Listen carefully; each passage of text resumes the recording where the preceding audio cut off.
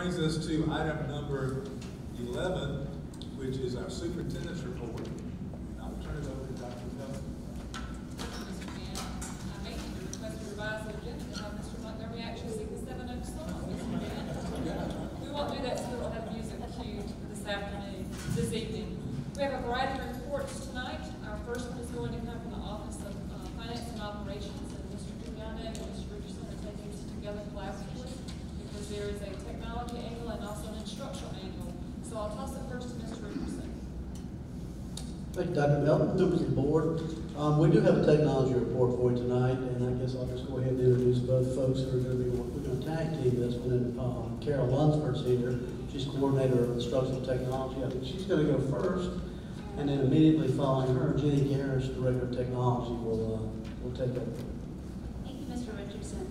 Good evening, Chairman Gant, board members, and Dr. Melton.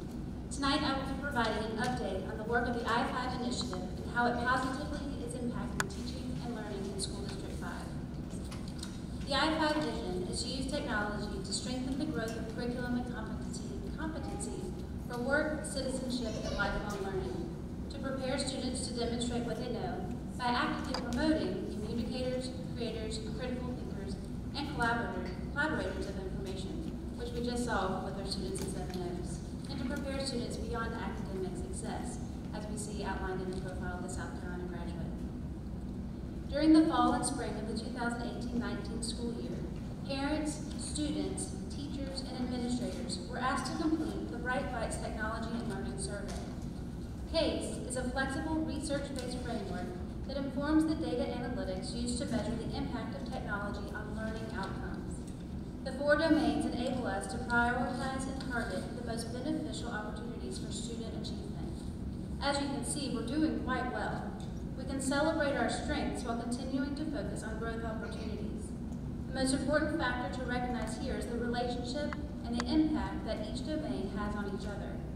Each domain plays a significant role in supporting growth and student achievement. We're always looking for how to move the needle forward on technology learning. The journey never ends, but we're seeing a lot of great results in the digital transformation. This is in large part because we've kept an eye on technology and learning data and looking at the right areas of focus. Data from the technology and learning module has helped us shift our technology survey from simply tracking devices to really understanding where people's mindsets are, understanding their capacity, and understanding what technology is being used for. You may be familiar with the quote, "Know thy impact," by John Hattie, and perhaps his work with visible learning research. The I-5 initiative strives to equip classrooms with interactive technologies that are used to facilitate the effective implementation of research-based instructional strategies. Last year, our district's digital integration specialist studied Weston Kieschnick's book, Bold School, and we're very excited to share that learning with this year's #LeadD5 facilitators. The premise of the text is that technology is awesome, but teachers are better.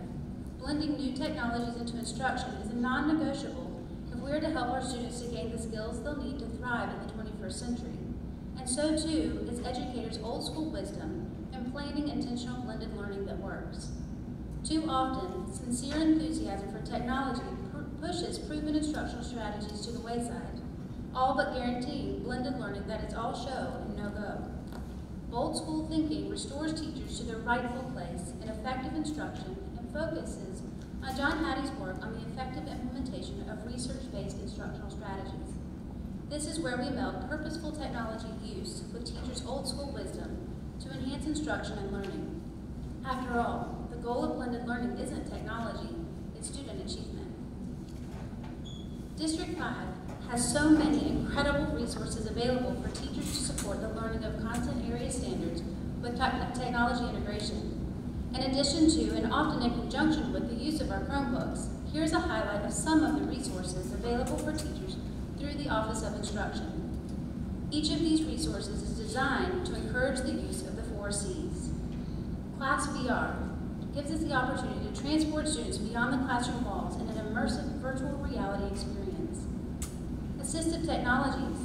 Our digital integration specialist team has been working to build capacity at the school level to support assistive technologies, implementing Google Read and Write, voice typing within Google Docs, and and utilizing Milo the robot to help learners improve their social and behavioral skills helps students to gain the confidence they need to succeed, both academically and socially.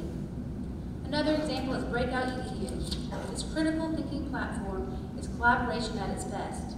Students and staff must apply learning to break their way into the box, both physical and digital components. During the 2018-19 school year, the I-5 Measuring Success Committee was comprised of a collaborative group of parents, teachers from across content areas, secondary principals, digital integration specialists, and district office administrators. Additionally, committee members relayed the information discussed during meetings back to their school improvement councils for feedback. Our next steps include aligning the hashtag LeadD5 school and the Technology Training Center's professional learning opportunities to support district and school goals. We're providing cognitive coaching training to all District 5 digital integration specialists because research has found that coaching improves both instructional practice and student achievement, more so than any other professional development in school-based interventions. And we'll continue to measure our success this coming year with the assistance of BrightBytes analytic data. This research-based analytic tool will provide data for learning outcomes, technology and learning, and digital privacy, safety, and security. Together, these modules will provide District 5 the necessary research-based data to innovate new programs while maintaining safe practices.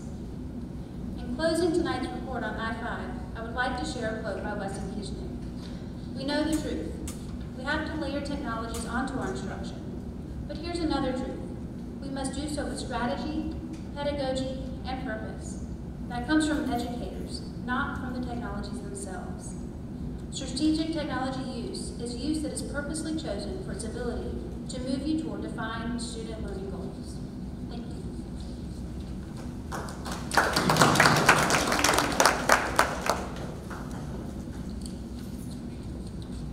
Good evening, Chairman Gann, board members, and Dr. Melton. Thank you for the opportunity to share a few highlights from our technology department. Technology services and instructional technology both support the mission of District 5, teaching and learning, but we support it in different ways. This diagram illustrates how our departments have varying responsibilities, but yet how we also work together. Mrs. Lunsford shared how they grow teachers and students with using technology as a tool for learning. I will share how the Technology Services Department provides the tools and systems that support the work and promote a safe and secure environment. In the case framework that you heard about in Mrs. Lunsford's presentation, access is the area most affected directly by technology services. In this area, District 5 was rated as exemplary for the teachers and students both at school and at home. Several years ago, this was our weakest area. Since then, we have made significant changes and improvements in our network and our ability to provide devices to students and teachers that are reliable and equitable. The term network and infrastructure may be vague or abstract, but it's made up of many physical appliances and connections that keep everything running smoothly. We have replaced, updated, and added to our network infrastructure significantly over the past 3 years. Here are a few examples of what that looks like. Our old data center was located in the main building of the district office. The age of the building made it challenging to properly cool and control the humidity, and it was also, as you can see from the picture, used as storage. Over time, our growing needs required that we take major steps for improvement to keep up with the demands that were on our network, one-to-one devices, curriculum that required the internet, and software for all departments across the district. Our new data center has made District 5 a front runner in implementing an all-in-one data center module. Neighboring counties, businesses, and the State Department technology officials have all come to visit our data center, and now they are modeling their upgrades after what we have done. This facility is now secure and more easily climate controlled. We've also leveraged E-rate funds to begin updating our switches at every location, and we will soon begin replacing 10-year-old access points to improve our wireless capabilities. To give you an idea of how large our infrastructure is, we have close to 1,000 switches and around 2,000 access points across the district. Last February, we completed the installation of a second internet connection. This diagram simplifies how all of our schools and offices now have 2 paths to get to the internet. This means if one connection gets cut, all schools can use the other connection, and so instruction and business continuity can continue without interruption. Last month, we completed the installation of a generator that will ensure a power failure at the district office will not interfere with the network operations of the schools. It has enough power to operate both the data center and the technology building in case of an emergency or weather event. And I like this picture because if anyone knows Kendrick, one of our technicians, he's 6'4", and he can't quite reach the top, so that tells you how big this generator is. Teachers now rely on their computers more than ever. To ensure computers meet their needs and remain protected against malware and devices, we've implemented a 5-year refresh cycle on laptops and desktops. We've implemented standards across the district to ensure equity, and with these standards, we are able to more accurately budget for replacement devices and provide teachers with higher quality laptops that run faster than ever. We now have close to 10,000 Chromebooks in use for students in grades 6 through 12. By purchasing new Chromebooks for students entering grade 6 and grade 9 and allowing them to keep that same device for the several years, we can predict the cost based on enrollment numbers. As 8th and 12th grade students turn in their Chromebooks, those devices are cleaned, evaluated, and then redistributed either as loaner Chromebooks or used in parts in elementary schools. Currently, the district provides Chromebooks in grades 2 through 5 at a ratio of 1 device for every 2 students. Devices in pre-K through 1st grade vary, and they're based on instructional need and the developmental age of the students. Finally, having a safe environment is a high priority in District 5. The technology department works closely with our safety office, school resource officers, and our school administrators to provide reliable and well-placed security cameras throughout the district as one piece of the security system. Currently, there are over 1,800 cameras district-wide, and we are implementing new software that will allow us to integrate secure door access as well. This new door access was piloted at the district office and here at Seven Oaks Elementary with great success. It allows us to better secure our buildings and control access, which better protects our students and our teachers. As you can see, technology touches every staff member and every student across the district. We often take for granted some of the areas that we don't think of for technology: food service, finance and payroll, transportation, human resources, maintenance, and many more. It is our mission to provide the necessary tools and the systems so that we can do our part to effectively provide students a world-class education. Thank you.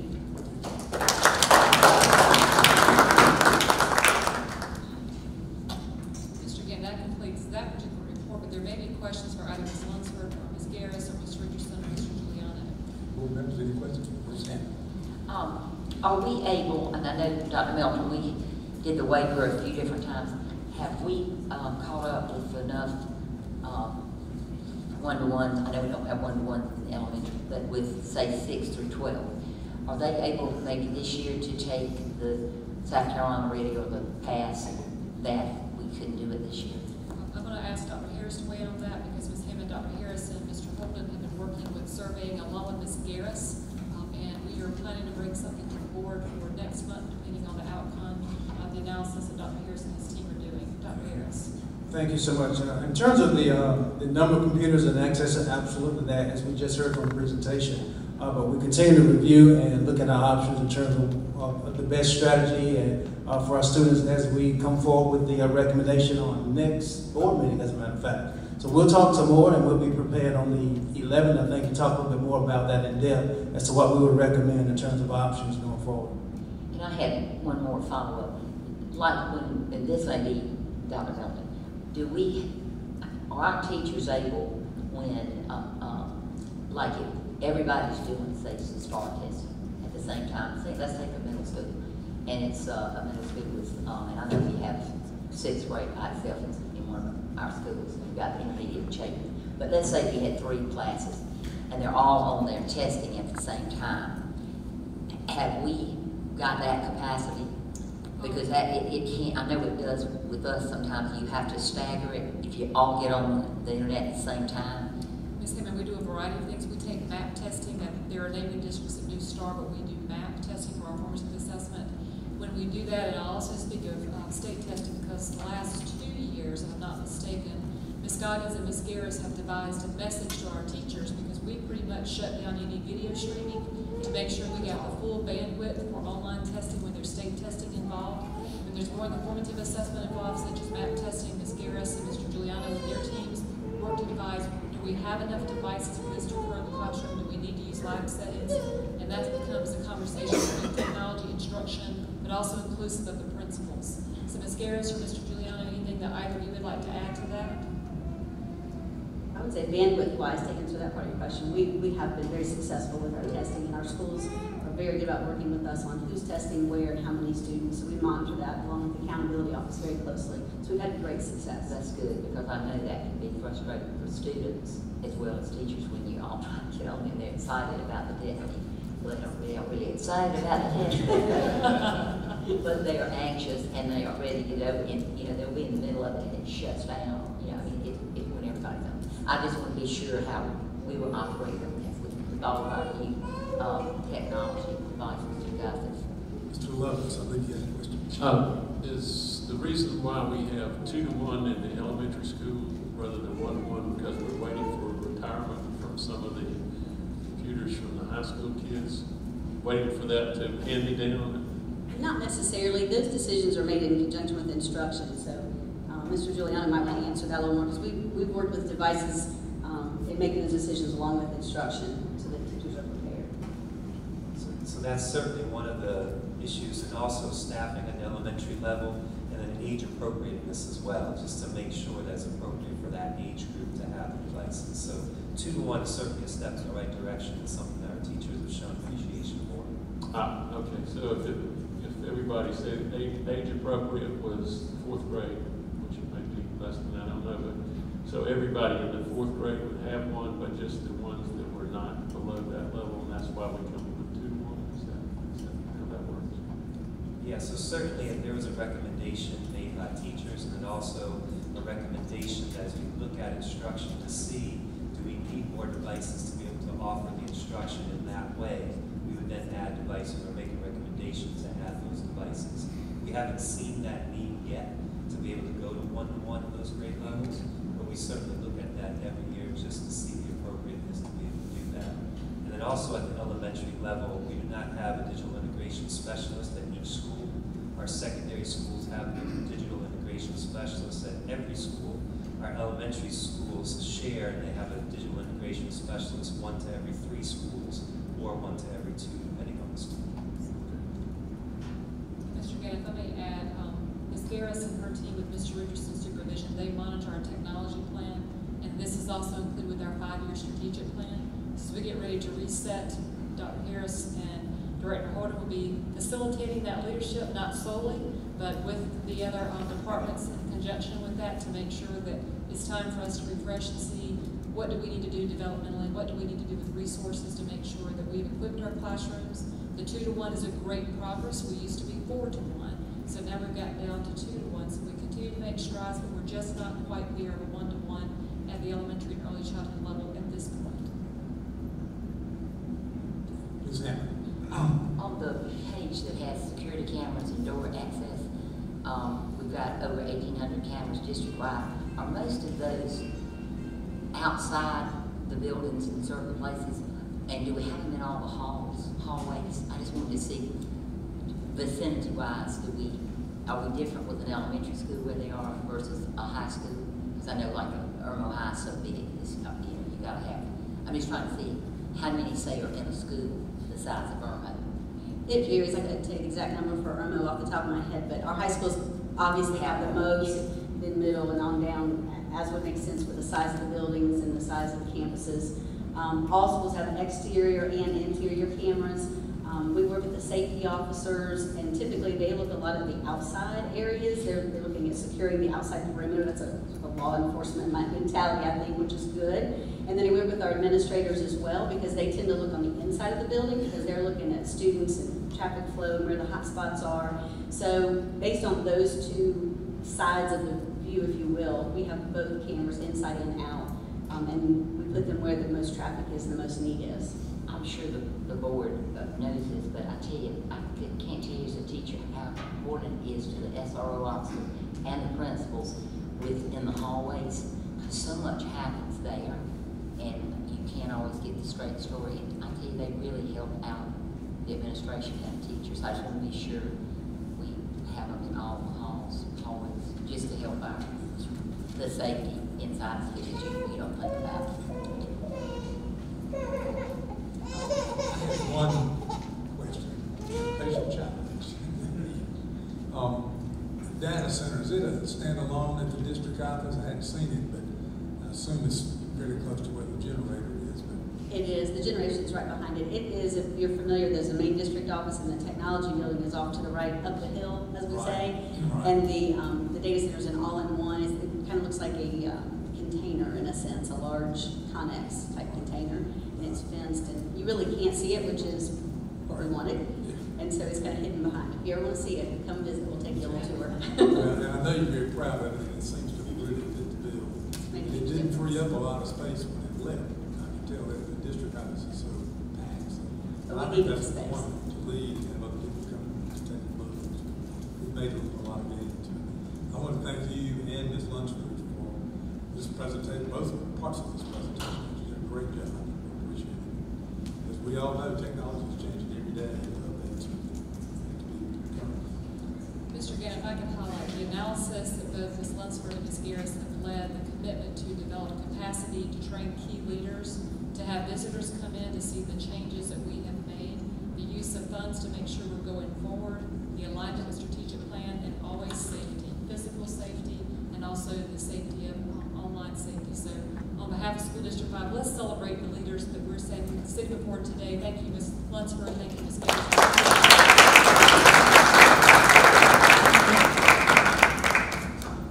Next, we're going to go to the second report from the Office of Finance and Operations. Mr. Richardson's going to introduce this item. Mr. Richardson.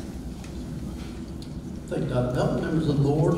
Apparently, we're going to have someone here who doesn't need anybody to introduce him, since he's apparently been here forever, but Mr. Mike Montgomery is going to give us a report on the requirements and processes for disposal of surplus real property.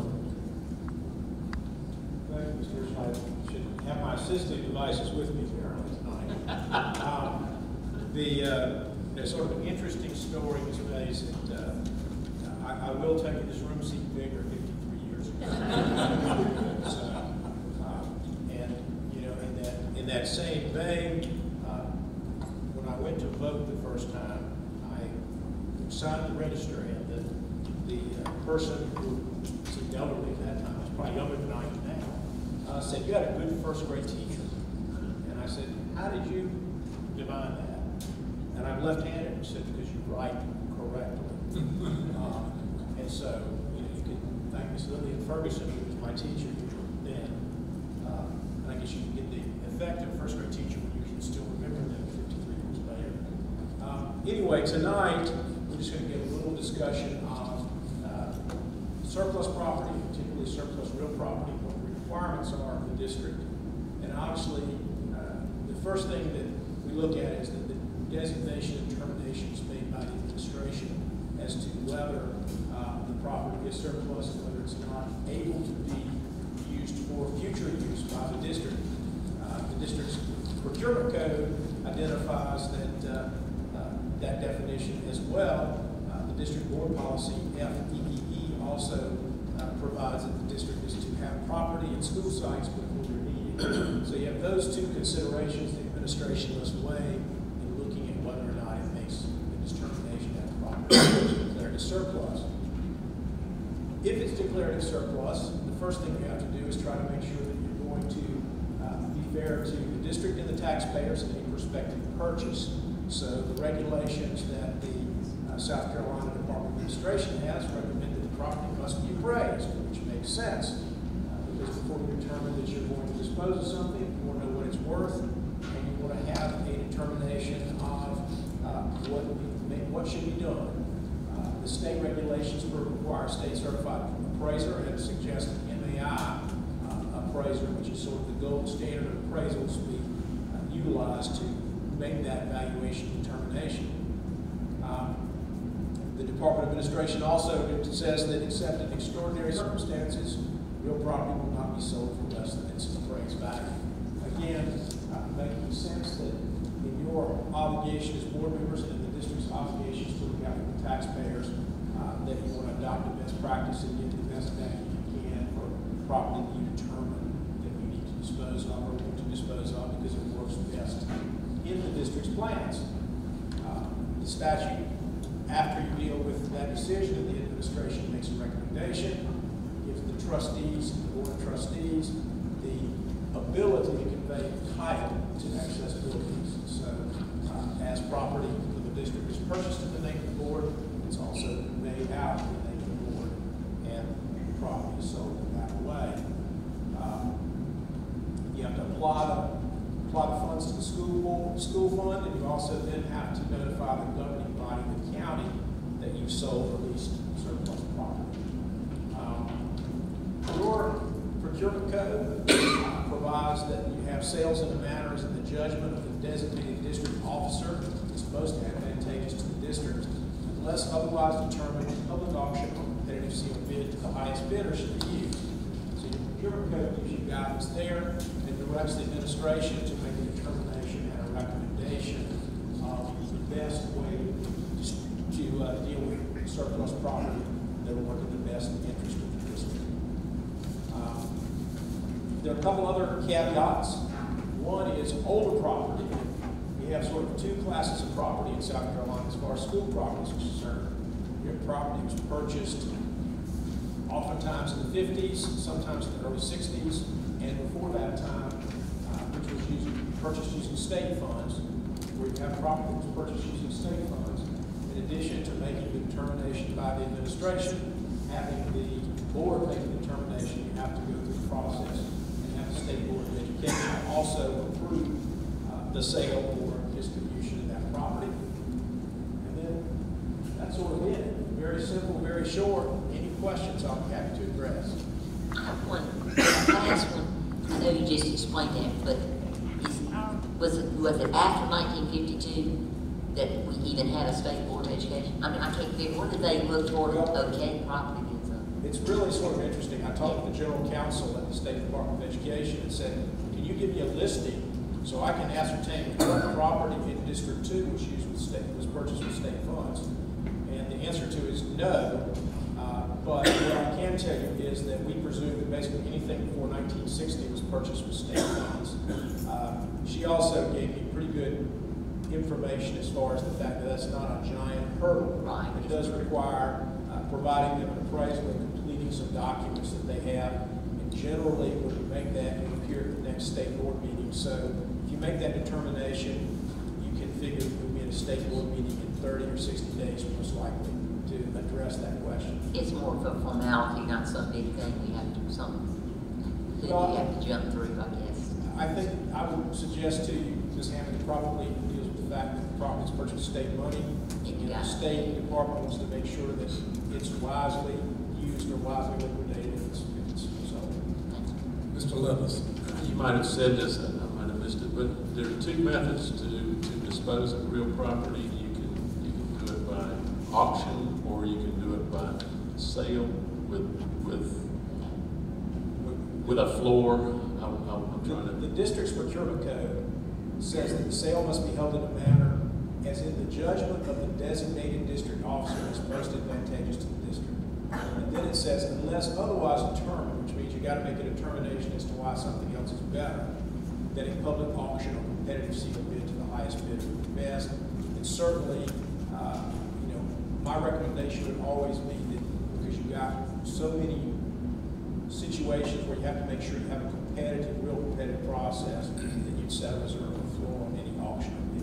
Does the state or the district, either one, do we have a policy as to how long an appraisal would be good for? Well, generally, as you know, an appraisal is an opinion of an appraiser, and the market sets the value of the property. You can look at an appraiser as a guide. I think generally, if you look at appraisal standards, Mr. Cates may correct me, but you're really looking at an appraisal being fresh for probably 90 days, maybe 120 to 180. So there's a limited window that appraisal is valid. Now, obviously, at the time you enter into any sale, you can always have that same appraiser update your appraisal, looking comfortable to make a determination as to whether the value's changed dramatically since the original appraisal. Okay, so generally, we would probably put, if we had a piece of property we were going to put on the market, it would be within 6 months of the day we had it approved. I would think that would be what you would strive to do, and obviously circumstances, planning, needs may dictate otherwise. Okay. I would just add something to Mr. Levis's comment. If we think the market's moving quickly, you might have put it at the short end of your range, 60 days or so. If you think we're in a flat market, then 6 months is right fine.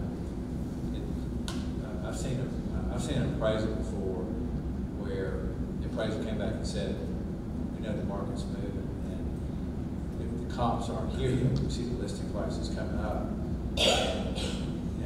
Said, here's my appraisal, here's a number that was substantially higher than property sold for a higher price. And they can ascertain the market conditions. Ms. Hutchinson, you have a question?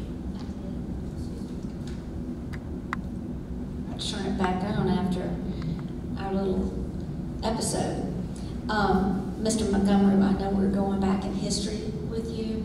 I did notice that you mentioned School District 2, and I think you might have been remembering your days on that board, hopefully with good memories.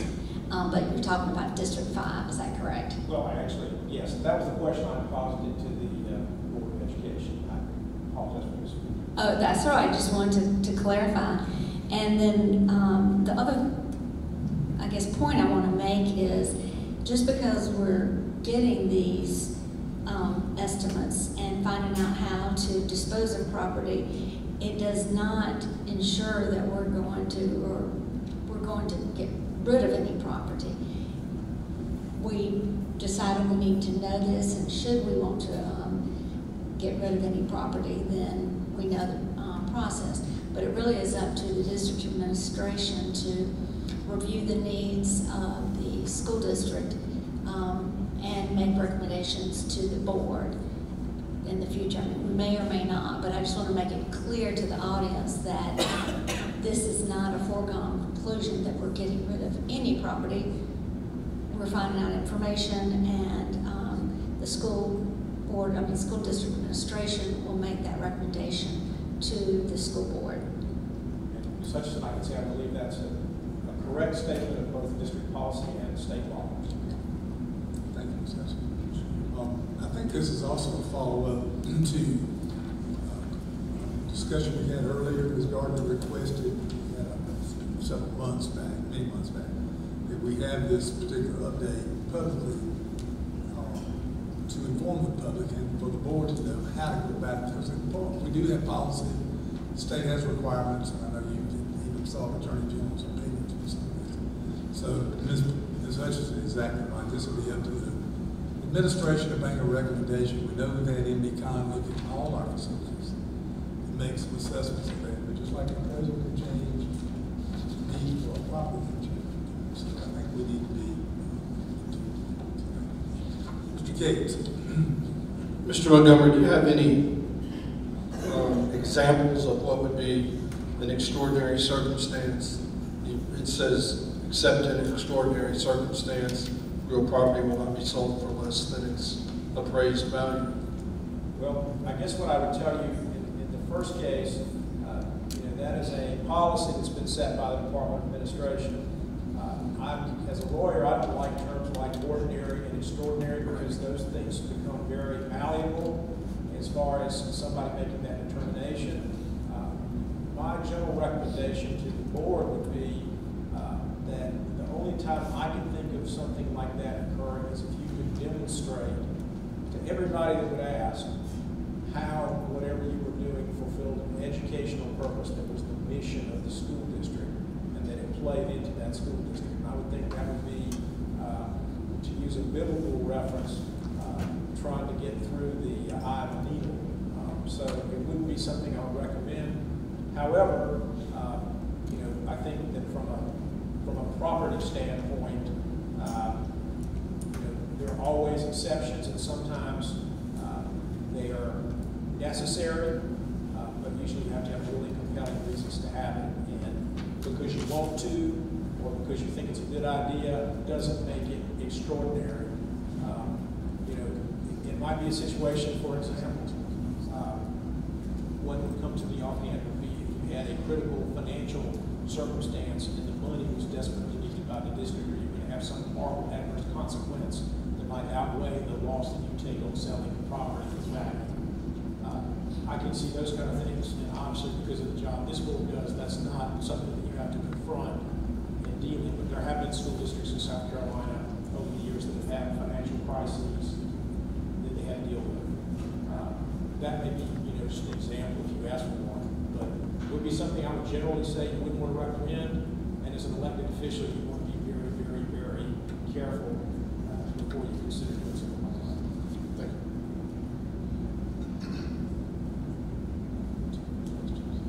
Thank you, Mr. Montgomery. Thank you all. Mr. Gant, next this evening is a report from the Office of Planning and Administration. I'll turn it over to Dr. Harris. Thank you, Dr. Milton. Mr. Gant, members of the board, we on last meeting, September 23rd, had opportunity to present to you the state's accountability model and overview of that model. And tonight, we'd like to come forward with Mr. Holden again to give us the results, if you will, of what the state had to say regarding schools across South Carolina, but more specifically in regard to Lexington Richard School District 5. Mr. Holden. Thank you, Dr. Harris. Thank you, board. I'm excited to be here with you tonight to share the results of the school report card. As Dr. Harris mentioned a few minutes ago, I visited to do a review of the model and what the components were, what the measures were, and we're excited to talk to you today about what the actual findings of the report cards were and what was publicized in them when they were released. The report cards were released on October 1st, 2019.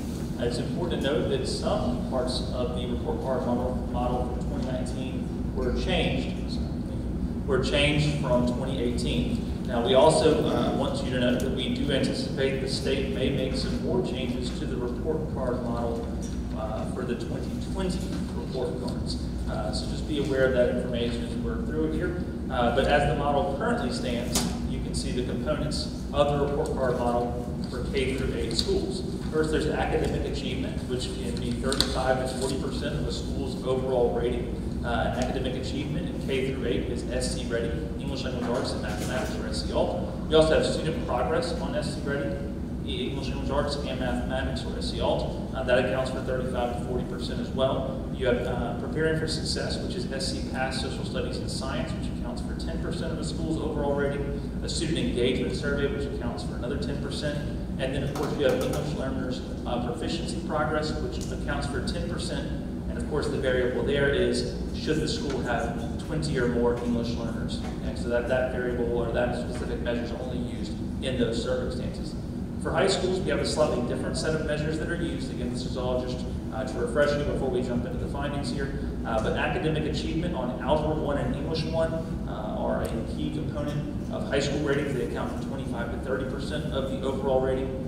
We also have achievement on U.S. history and biology and course tests, which accounts for 10%. The graduation rate accounts for 25 to 30%. College and career readiness indicators account for 25%. Student engagement survey at the high school level accounts for 5%. And English learners proficiency progress accounts for 10%. But again, only if the school has 20 or more English learners. All schools receive a rating in each of those areas. The ratings are excellent, good, average, below average, and unsatisfactory. And they also receive an overall rating. And we have some key findings on the next 2 slides before we jump into more specifics. But what we'd like you to know is that District 5 students in schools exceeded the state average in the following areas. Those include the percentage of students who are at or above the state standard in SC Ready, English Language Arts, and Mathematics, SC Pass Science, and SC Pass Social Studies. It also includes our students and their pass rate on Algebra 1, Biology, English 1, and U.S. History end of course examination program tests. But not only that, also the percentage of students who scored A or B on those exams. We also exceeded the state's performance in areas such as graduation rate, SAT participation, SAT total score, advanced placement passage rate, and college and career readiness. On the next few slides, we're going to walk through some specific areas, and you'll see the exact differences between our school district and the state. Here you see on SC Ready, English Language Arts, Mathematics, District 5 exceeded the state average by 11 points. In SC Ready Mathematics, the percentage of students who met or exceeded the state standard is 9.2 points higher than the state average. On SC Pass Science, District 5 students who met or exceeded the state standard were 11.5% higher than the state average. For SC Pass Social Studies, District 5 students were 11.7 points higher than the state average, and that's met or exemplary there. In Algebra 1, our students were 11 points higher than the passage rate for the rest of the state, but we also are very proud that it isn't just our passage rate, it's our percentage of students who are scoring A or B. That was 9.4 points higher than the state average. In biology, we are 14.1 points higher than the state average on the biology and of course examination program passage rate. We are 16.6 points higher than the state rate on the percent of students scoring A or B. The English 1 pass rate for D5 students was 6.6 points higher than the state average, and for the percentage of students scoring A or B, that was 12.8 points higher than the state average. On U.S. history and the Constitution, the U.S. history Constitution passage rate for District 5 students was 9.6 points higher than the state average, and the percent of students scoring A or B in District 5 was 8.4 points higher than the state average. The District 5 graduation rate was 7.3 points higher than the state average. The District 5 total SAT score, which SAT is a key college entrance examination taken by 2.2 million students annually in the class of 2019. But we saw that our school was 54 points higher than the state average, 36 points higher than the national average. ACT results will be released tomorrow, but we're not able to discuss them at this time because they are embargoed. Before we get to that, SAT participation rate was also significantly higher than the state participation rate. As you may have read previously, we're very proud of the fact that not only do we offer our students the opportunity to participate in tests at a rate higher than the rest of our state, but our students, if you go back to the previous slide, are continuing to exceed state and national averages, even with a very high participation rate of 84.2%. The advanced placement pass rate for District 5 students was 12.6 points higher than the state passage rate, 10.9 points higher than the national pass rate. Advanced placement exams are courses that allow students to earn college credit or bypass college courses if they are successful in their examination and advanced placement. Last year, 1,741 District 5 students took a total of 3,388 advanced placement exams. Again, what you see there is District 5 students are being given the opportunity to participate at an incredible rate, an extraordinary rate in our district. And in addition to that, they are very successful on the examinations they participate in. The District 5 students who were college or career ready was 8.6 points higher than the statewide average. Now, part of that measure does include SAT or AP, but it also includes several other measures when we're determining students who are college or career ready. The percent of students who are college ready was actually 18.7 points higher than the statewide average. So the ratings are another key question that folks often ask. Compared to the 2017-2018 report card rating results, 9 of our schools improved their report card rating with the 2019 report card results.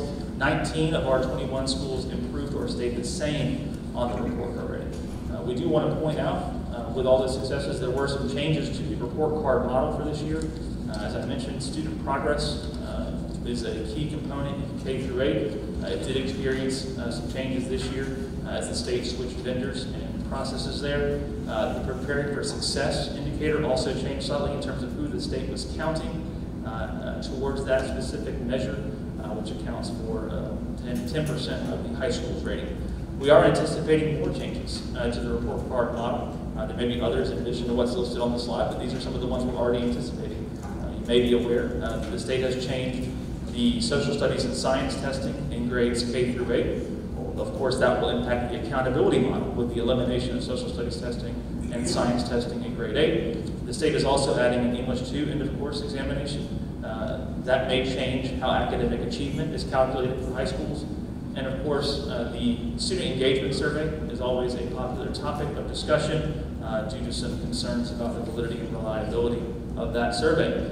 Our school and district leaders are already in conversation with the state and various other organizations as we work to continue to improve the accountability model because we want to make sure that it reflects the incredible work that our students and teachers are doing every single day. And we want to make sure that that model truly represents what's happening here in School District 5 and all around our state. In closing, we just want you to remember a few key facts about the report card rating system and the results that were published on October 1st. Our students and schools continue to exceed state and national scores on a variety of measures. Overall, District 5 schools improved their report card ratings in 2019, and we are continuing to work with the state on potential changes and changes to the 2020 report card system. This time, I'm going to turn it back over to Dr. Harris for any questions.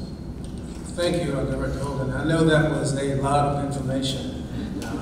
Certainly appreciate Director Holden for dissecting that and making sense of that for us all. We certainly open to any questions or comments that you might have regarding the information provided. I believe Ms. Hutchinson has a question. Yes, thank you. Great report. Can you tell us how career readiness is measured? Yes, there are several different measures associated with the college or career readiness. Those include, for college readiness, we've got SAT, ACT, advanced placement, IB, and Cambridge exams. And in the case of career readiness, we've got work-based learning, being a CAPE completer. We've got success on the WIN assessment that students take. And I apologize, but I'm blanking on the final indicator, but there are 9 different ways that a student can become college or career ready. And what the state looks for is that a student has met at least one of those criteria. So how does that work? Do some students ask to be measured or take those tests? I'm not really sure that I understand what your answer is, not because you did explain it, but... So, yes, we have ways to track which students have already met or exceeded a specific standard that the state has set. There's essentially a benchmark the state is looking for, and we have a way to look at that. And we talk to students about their plans, what they're looking to do, and we try to make sure that whatever a student's plan is for graduation or post-graduation, that they're taking an assessment or participating in a program that's going to prepare them for that. And ultimately, if we have a student who has not yet met one of the college or career readiness indicators, we talk to that student about an appropriate assessment or appropriate pathway that might help them complete that. So when all of our students, as they graduate, to become college or career ready. So it's a combination of efforts there. Really, it focuses on what are the students' needs and making sure that they have worked towards a goal that they've set, and ultimately they're going to be ready for post-secondary life here in our district. Does that better answer your question? I think so, and maybe at some future meeting we might want to take a closer look at that career readiness. Absolutely. If the board so chooses. Ms. Hammond. Thank you for the report. I have like several questions, but they kind of go together to my point. To me, all the data is just, and it's very distinct about it, but it's usually, most of the times, we were 7 points more than the state average or whatever than the state average. My concern is the state average, that, let's say I'm a parent, it doesn't really tell me, compared to, I don't have the exact number, like 7 higher than what? I guess I'm putting that, because people don't just know the state average unless you would know it. And then I noticed with the national average, we were comparing, which is, to me, more important than being just a little above the state average, because our state does not rank the highest of states. And we like to think District 5, we are above the state in most things. But I think when I see the national average, I think it was on SAT, we were way above, it was like 50-something, and we were above on the advanced placement. So to me, that's all our kids that are doing well, they're the gifted, I'm gonna say.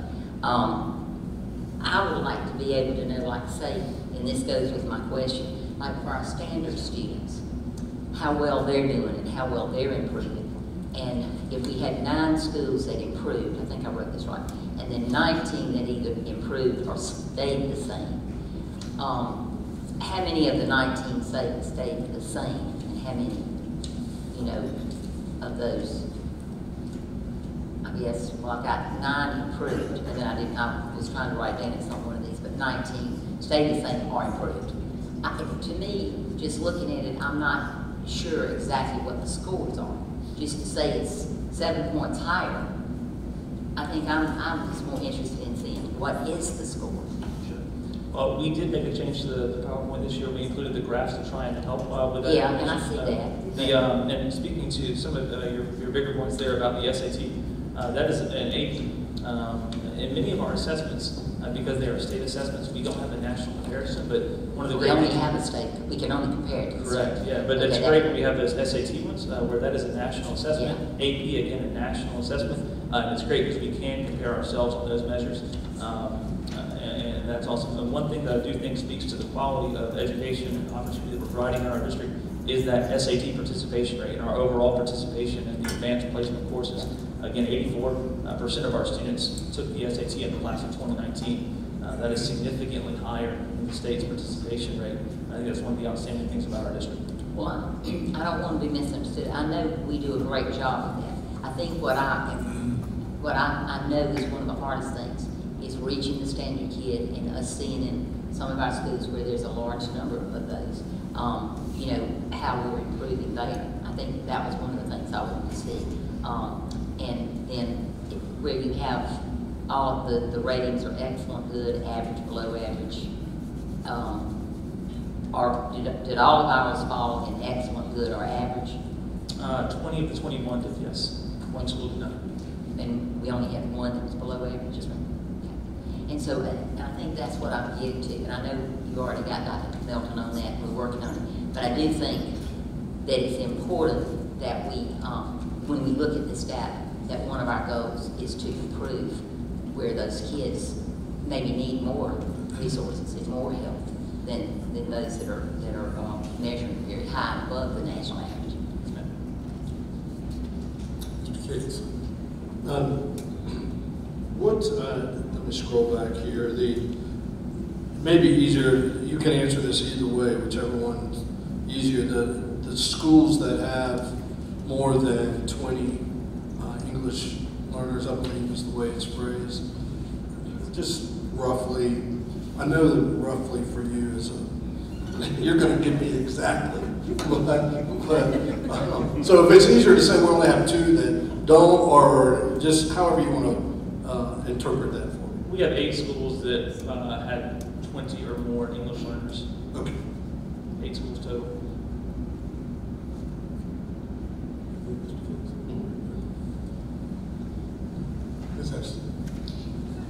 I just want to clarify, and Ms. Hammond, I was listening to what you're saying, and maybe I'm understanding this wrong, but for instance, on page 10, when we look at the average total SAT scores, the chart does point out, I'm getting a little guide here, that the state average is about 1020, and the national average is 1040, and our school district average is 1070. I pointed out those two exceptions from my Oh, point. okay. Well, and then how about, for instance, above it on page 10, and I'm sorry if I didn't hear you and misunderstood, but the District 5 graduation rate was 7.3 points higher, and the state appears to be, and these are tiny numbers, looks like 81%, where school District 5 is 88%. 88.4. Excuse me? 88.4. 88.4. So I just want to make sure that the numbers are really small. That was included. I did not talk about the graduation, and that's a good thing. I'm sort of pointing out when you say all the ones that say only the state average, it really doesn't. If it's 7 points here, one of them's 5 or whatever, I'm just pointing out that SAT is always, we're doing great, and those are kids that are excelling. But I just want to be sure we keep our eye on, like I'm saying, resources for where we're just a little above the state average, because we do know our state's not at the very top. That's my point. Okay, thanks. I missed. I thought you were wondering, what the numbers are. I just want to bring that to your attention, but I got you. My question is, I'm sure you've looked at this, when you compare this and you look at grade level, are we equally as fortunate at every grade level? In other words, with some telling I think Ms. Hammond is trying to say, you know, what would be some indicators that maybe, you know, something is not as good as, you know, what we suppose it is. Would there be a leading indicator by looking at grade levels? And I just been wondering whether. Grade levels is a great question to look at. It's something we do look at. We look at the performance of grade levels of specific courses, how we've done in our on-grade level classes, our HB classes. Those are all great things to look at, and we do look at that information. We also look at the performance of current students and what we can do to meet their needs. So that is a piece that we look at when we're trying to make instructional decisions and make planning decisions. So we are able to look at that information. I will tell you that one thing that's not very well known about the test is that the way the test is structured, the way the cut scores are set up, it does make, in terms of the scale scores and the percentile ranks, it can make cross-grade level comparisons difficult because the different way that it's structured there from grades 3 to 8, that's nothing the school district did there, that's just how the state has the test set up. But we do look at that information every year with our school leaders as well, and with teachers to try and make the best decision, understand the needs for our curriculum instruction. And we have a variety of other measures that we use as well, informally, that are part of our District 5 process that are not part of the state accountability model. Okay, if you look at that from, I know, I understand what you're saying, you can't cut the cross-section from year to year, but you could say, you know, compared to last year, you know, grade 10 didn't perform as well as grade 10 did, you know, this year, or vice versa. Could you, I mean, do you look at that kind of information? Yes, sir. We look at the way you're speaking of, where we look at how a specific grade level compared to their peers from the year before. Yeah. We also look at how a cohort tracks through as well, even though there are some challenges looking at it both ways. I think the key message is that we try to look at all of our students, determine how they performed, and determine what we're going to do with those students next to ensure they're making progress on their individual pathway.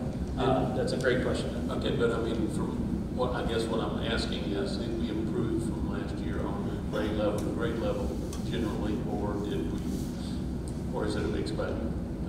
I wouldn't be prepared to discuss that question today with every single grade level because that might be fair, but yeah, sorry. We can certainly work to provide some follow-up information on that if necessary.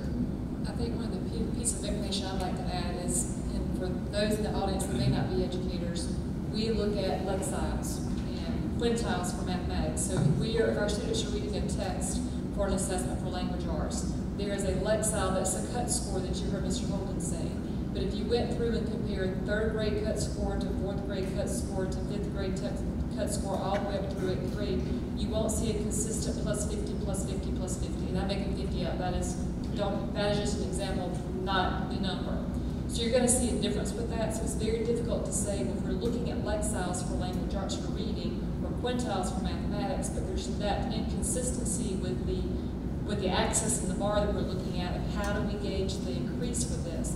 It's difficult to say this group is struggling because there's a difference compared to last year's group. As Mr. Holden explained, we're looking at changing revisions again with the report card. So it puts school districts in a situation, and I'm saying this for political advocacy, hopefully for an engagement. And I'm celebrating seeing friends back here on the back of ICA, and I'm making sure that people are equipped with that information to know what to do and how to talk with people that are at the state level making decisions. The more we change the report card, the more difficult it is to use the report card. I didn't get an amen, so I'll keep reading. So, and also, because of the way the current report card is made up, we are trying to make sure that we're using it when appropriate for useful information, because quite frankly, it's a flawed system. So we were trying to report you all as a community so that you can be educated. You're blushing. So you can be educated, and so that you can have an opportunity to be part of the conversation, because if we don't educate and inform, then shame on us. If we educate and inform in our community makes this the right route to go, then we as a state embrace it. But when you heard Mr. Holden say we're trying to accept the opportunities, District 5 is vocal and we are active. When there's an invitation, we're there. If there's not an invitation, we're asking, can we be included? Because we disagree with how it's being reported. We're concerned, a school, let's imagine Dutchbrook High School. 20 students create a subgroup for a school that's the size of Dutchbrook High School. And then look at an elementary school that may be 550, 20 students. But we're talking about grades 3, 4, and 5.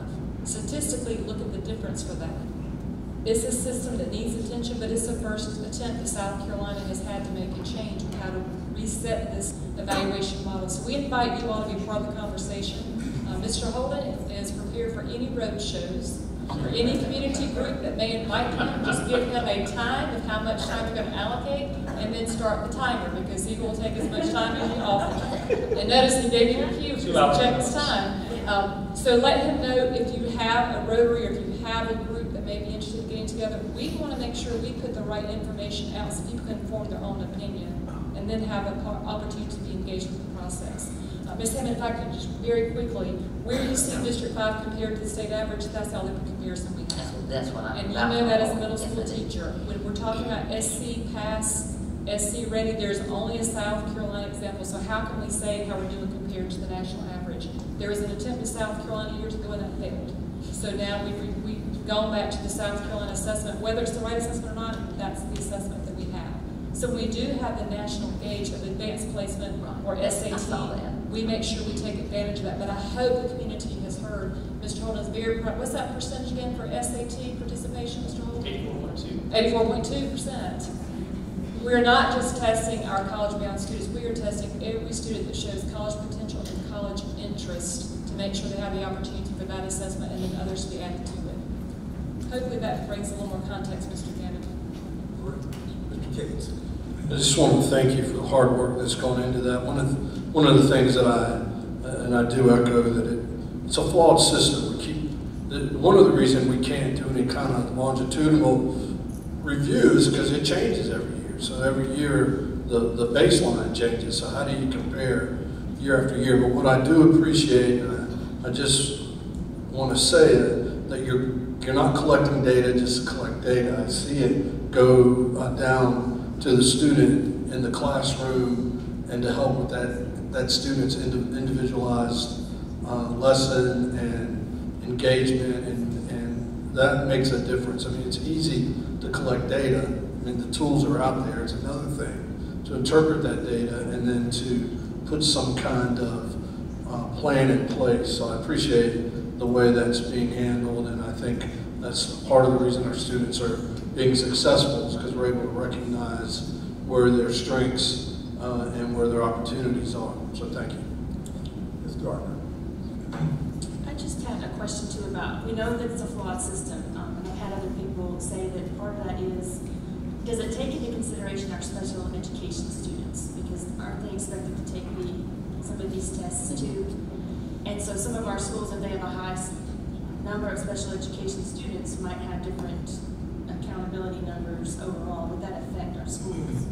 Depending on the individual needs of the students, it very well could.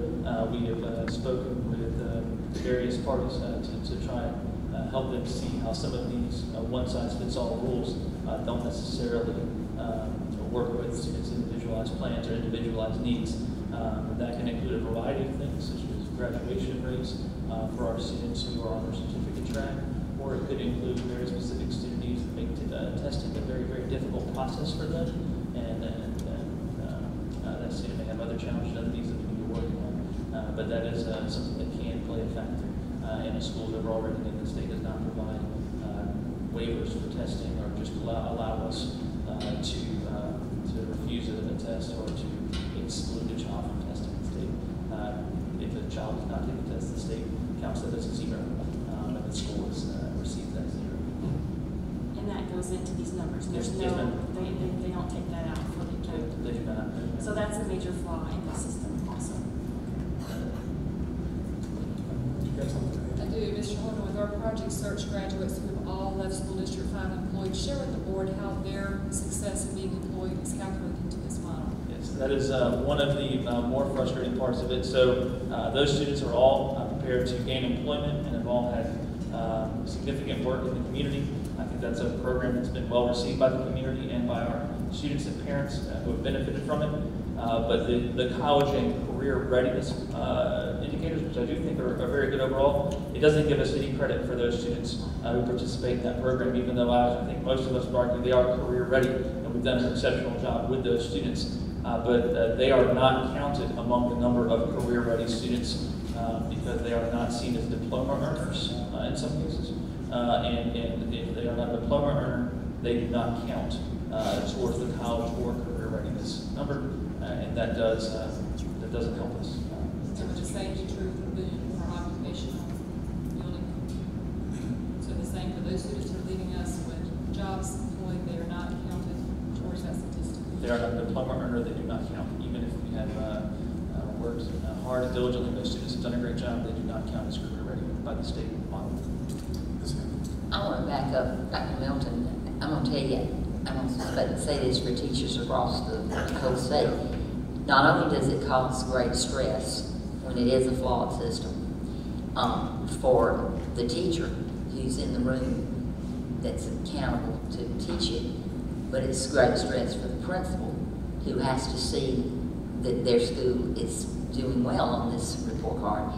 And I do think we need to find out exactly, Dr. Milton, when you said that, is this more, when they decided about the state report card and made these changes, is it the State Department of Education that makes the changes and recommend to the General Assembly, or is it an education committee there that we need to explain how stressful this is and changing it? It's the same thing as about how a teacher's evaluated, which is another thing.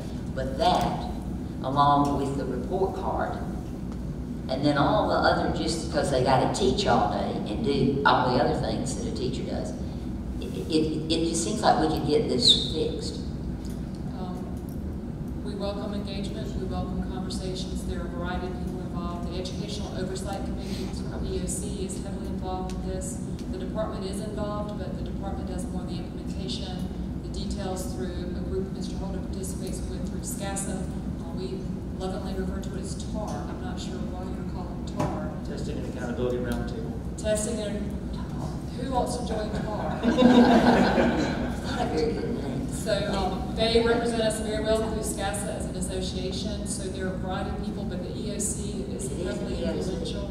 Heavily influential. Our state government is subcommittees. I would definitely encourage engagement and visibility or watching things online. Yes, ma'am. Mr. Cates. I have the privilege right now to serve as a South Carolina Education Policy Fellow, and I had the opportunity to serve with the state legislator that is on the Education Subcommittee and a member of the EOC. So if you'll provide me with the ammunition, I will take it. Not now, in details that I can understand. Your inbox in 5 minutes. I need a summary. Brett Hogan, I had a comment or two. I've just heard all these great comments here. I know the system is flawed. You shared it with joint SIC meetings. I remember going to the Irma cluster a year or so ago, Parents Advisory Cabinet, and I saw parents frustrated knowing how great the education was, but being caught in a system that is flawed so much. I'm impressed with the changes that have taken place, and I know there's more that need to take place. So let us know how we can help. I hear Mr. Cates got a direct end. That's good. And I also heard a minute ago we talked about Project Search, Project Boom. I went to both those graduations this year. There were more proud parents and siblings. Those students left with a job. The best graduations we probably had. We had great graduations. They were wonderful. So that's flawed. That is definitely flawed. If we didn't train them to work in whatever industry, whatever, and come out with it, that's flawed that you don't recognize it. That's flawed. But I commend you for your efforts in working in it, and for this school district not lose sight of it. I think it's impressive. I think not only do we track grade levels and take these courses, we track students. So we know what they're doing from one to the next, and then we got these great programs. So our budget's reading interventionists, math intervention. We know where the students fall short. We hope we try to get them help. So it's an effort district-wide. And I applaud our efforts to try to get the flaws out of the system and recognize the greatness, not just in District 5 but around the state. Everybody has got to be a little frustrated with all this. So it's a great effort, and we want you to come out one night just talking general terms. Broad figures within 10 to 20%, and we'll just kind of, I think that'd be an interesting night. It'd be a frustrating night, just for you. But no, we appreciate the job you're doing in accountability, honestly. We applaud applaud your efforts. We're with you, I understand, Dr. Miller. Yes, thank you. I will point out this, we had a question earlier about the recognition of some of this, but this is one of your priorities and your goals and objectives. Is it priority number one? It is, yes, sir. So that doesn't lose any traction as far as goals and objectives. We're going to be doing that in a few weeks, setting or reestablishing for next year in a few weeks. So, thank you. I'm not dismissing you because we're still. Mr. Holden, thank you for your report. You may have set a record of amount of time, but certainly put the presentation together. We appreciate your answers. We're going to end on a high note, Mr. Gant. October is Principal's Appreciation Month, and there's a national movement of hashtag Thank You Principal. So tonight you're going to see a very short video capturing the culture of School District 5 and the personalities of our very capable leaders across School District 5.